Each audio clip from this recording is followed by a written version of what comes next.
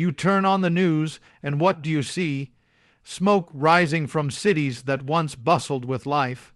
Sirens slicing through the air like cries from a broken soul. Children clutching their mothers, rubble where homes used to be. The earth itself seems to groan with pain, as if creation is bearing witness to something deeper than just the shaking of buildings. And you ask yourself why? Why is this happening? How could such destruction unfold in a land so ancient, so sacred, so soaked in the prayers of centuries? But listen, these aren't just headlines. These are prophetic tremors, divine alarms. And the message isn't distant. It's personal, because the destruction you see unfolding in Israel is more than geopolitical. It is spiritual. It is a mirror. The scenes of devastation that grip our screens are a revelation, a manifestation of something that began long before the missiles fell. They're not just about land, they're about life. They're not just about borders, they're about hearts. In the Bible, every time Israel faced calamity, it wasn't random. It was never meaningless. The destruction of the temple, the exile to Babylon, the invasion of foreign armies, it all came with a cry from heaven, return. Return to the path, return to the covenant, return to the one who called you by name. These weren't punishments, they were wake-up calls, acts of mercy in the form of shaking. And I tell you today, the scenes of devastation are not the final word.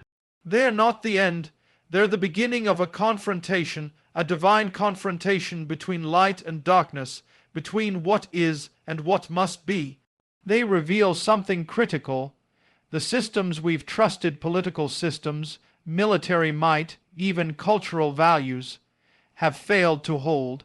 The shaking exposes the foundations, and if what's underneath is hollow, it collapses. But if what's underneath is true, it stands. So now the question isn't why is this happening over there? The question is, what is it exposing in me? Because the same shaking that happens to nations can happen to individuals, have you built your life on something that can be broken? Have you placed your hope in systems, status, or security that can be shaken in a moment? The scenes of destruction demand more than pity. They demand introspection, because the physical destruction is only the outward sign of a deeper battle, the battle for the soul. The world is groaning, not just from war, but from the weight of sin, of compromise, of rebellion, of forgetting God. That's the real crisis. That's the root system of the chaos. But here's the good news, the truth that must cut through the smoke and sirens. Destruction is never the end in God's economy. It's always the start of something deeper. It's a refining fire, and fires, though they burn, also purify. They reveal what was hidden. They consume what was false, but they leave behind something that can't be shaken. That's why this is not a message of despair. It's a call to hope, not the fluffy feel, good kind of hope, but the fierce kind. The kind of hope that refuses to bow to fear. The kind of hope that sees the rubble and says, there's still purpose here. There's still life here. That kind of hope builds again. That kind of hope rises again. That kind of hope believes that even in destruction, God is still writing the story. Remember, it was out of the ruins of Jerusalem that the prophets cried out with visions of restoration. It was out of exile that Israel came back to its land.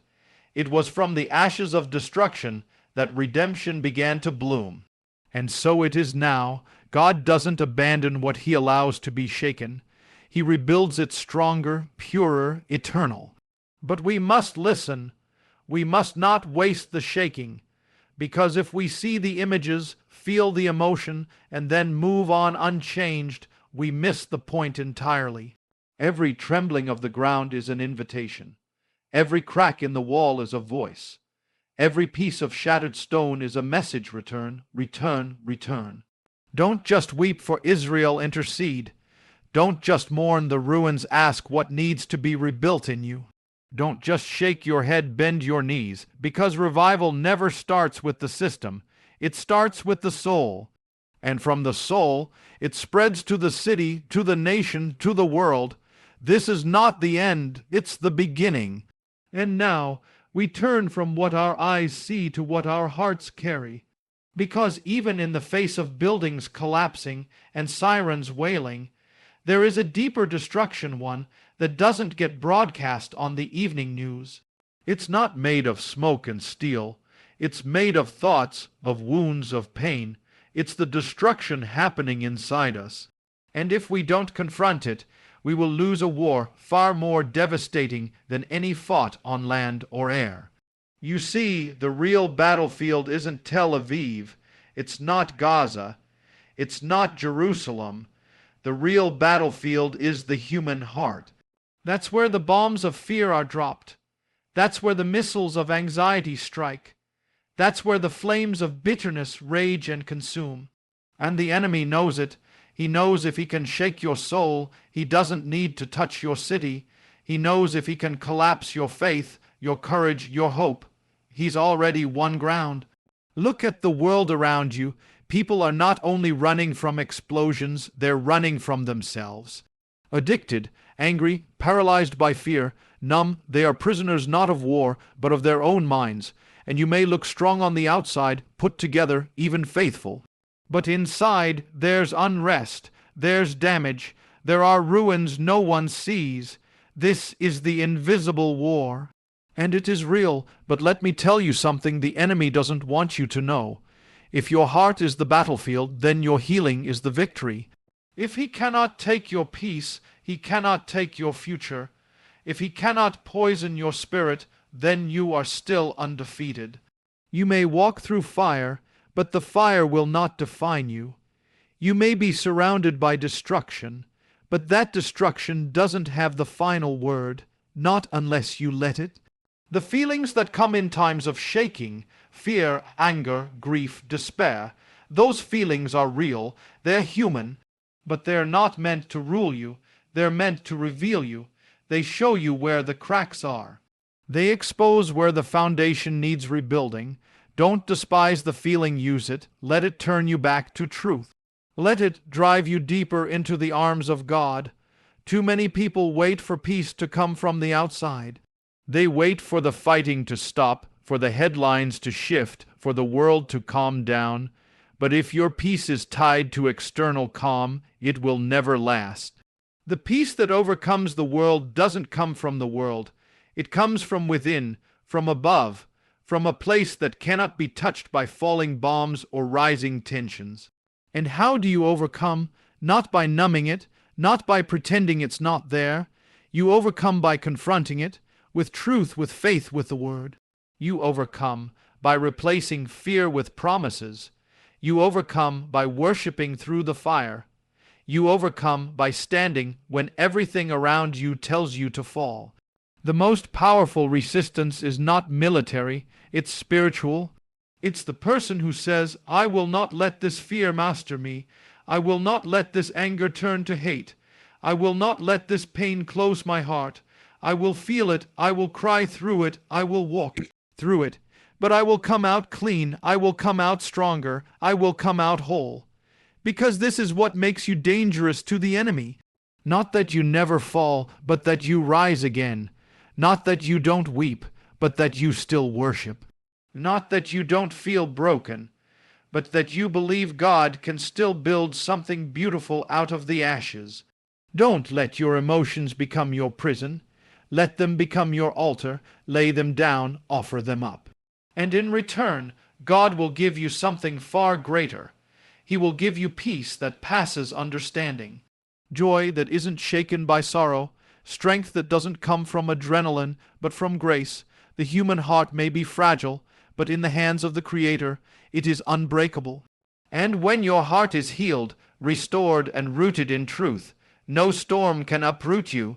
No weapon formed against you can prosper, not because the weapon won't be formed, but because it cannot touch who you are in Him. So guard your heart, not by hardening it, but by anchoring it. Anchor it to something eternal, something that won't shake when the world does. And then, even when the winds roar and the ground quakes, you will remain, not because you're strong, but because He is. This is the war you must win first. When you walk through a place that has been devastated, where walls are crumbled, where silence hovers over what once was laughter, you begin to understand a truth that goes beyond words. There is something holy about ruins, not because of what's been lost, but because of what can still rise from them. You look at the destruction, the twisted metal, the scorched stone, and somehow, if you listen closely, you can hear a whisper, "It's not over." You see, we serve a God who doesn't abandon the broken places. In fact, He is drawn to them. He moves in the ruins. He speaks from the ashes. He creates light in the darkness, not just around us, but within us. When everything around you falls apart, you discover a light that isn't powered by electricity or circumstance. It's not fragile, it's not man-made, it's divine, and it doesn't flicker, it endures. That's the secret the world doesn't understand. It thinks destruction means defeat. It thinks brokenness means the end. But in the kingdom of God, brokenness is often the beginning. Because light doesn't just shine in perfect places, it breaks through the cracks. And sometimes God allows the shaking so that the light can finally shine through what was once hidden, buried, or locked away. The question isn't whether you'll face darkness. You will. We all will. The question is, what will you do when the lights go out? Will you panic, or will you remember that the flame within you isn't tied to your situation? That even when the world around you is in chaos, there is a peace, a power, a presence that can rise within you and carry you forward. Think about the prophets. Think about the people who stood in the midst of burned cities and crushed temples, who looked up with tears in their eyes and still declared, "The mercies of the Lord are new every morning." They weren't delusional. They weren't ignoring reality. They were proclaiming something greater than what their eyes could see. Because this is how the kingdom operates. Restoration is written into its DNA. We serve the God who brought beauty from ashes, who made streams in the desert, who raised life from death. And He has not changed. He is the same now as He was in the days of Isaiah, of Jeremiah, of Nehemiah. The light that broke through in ancient ruins still breaks through today. If He did it before, He will do it again. But you have to choose to see it. You have to look past the immediate, past the despair, past the smoke, and see what God is doing beneath the surface. Because while the enemy is busy tearing down, God is already laying a new foundation. While the enemy is shouting lies, God is whispering truth. While the enemy is writing your ending, God is rewriting your beginning. Don't wait until everything is perfect to believe. Don't wait until all is calm to hope. Hope is not the result of peace. It is the precursor to it. You have to hope in the storm. That's what makes it powerful. That's what makes it dangerous to darkness. It's easy to hope when everything is going right, but real faith shines when everything is going wrong and you still declare, "I believe." And this is where it becomes personal, because maybe the ruins aren't just out there. Maybe they're in your home. Maybe they're in your mind. Maybe they're in your heart. Maybe you've experienced a kind of destruction no one else sees. But hear this, your ruins are not the end. They are the very place God wants to meet you, to show you that He is still with you, still for you, still working. The most powerful testimonies don't come from perfect lives. They come from shattered ones that were rebuilt by the hand of God. So, don't hide your brokenness. Bring it to Him. Don't cover the ruins. Invite Him to walk with you through them. Because when He walks into a place, darkness has to leave, death has to flee, hope has to rise. Light always breaks through the ruins. Not sometimes, not if you're good enough, not if you pray enough, always. That's who He is. He doesn't just rebuild. He restores better than before. He doesn't just fix. He transforms, and the place that once brought you sorrow can become the very place from which your greatest testimony is born. So lift your head even in the ashes, lift your hands even in the waiting. The light is not far off. It's breaking through even now. There is still life in the ruins. To overcome is not just to endure. It's not merely to survive the shaking. It's something more sacred, something more defiant. To overcome is to rise while the smoke is still in the air. It's to declare with your very being that the fire did not win, that the darkness did not silence your voice, that the storm could not drown your faith. To overcome is an act of war against the enemy.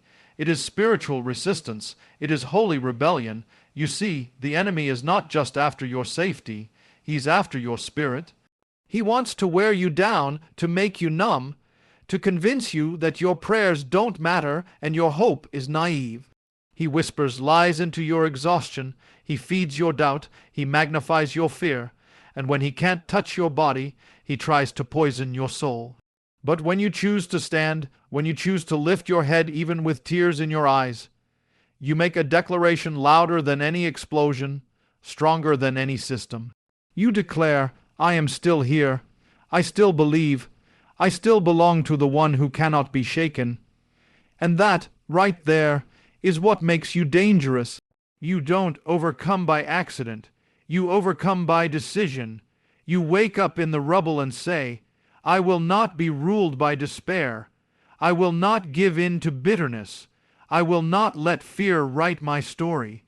You choose to walk forward when everything in you wants to sit down and give up. You choose to bless when you've been broken. You choose to forgive when you've been wronged. You choose to love when the world gives you every reason to hate. The greatest victories are not the loudest, they're often the quiet ones. The person who gets back up when no one is watching. The soul that clings to God in silence. The heart that worships in the dark. These are the victories hell fears the most.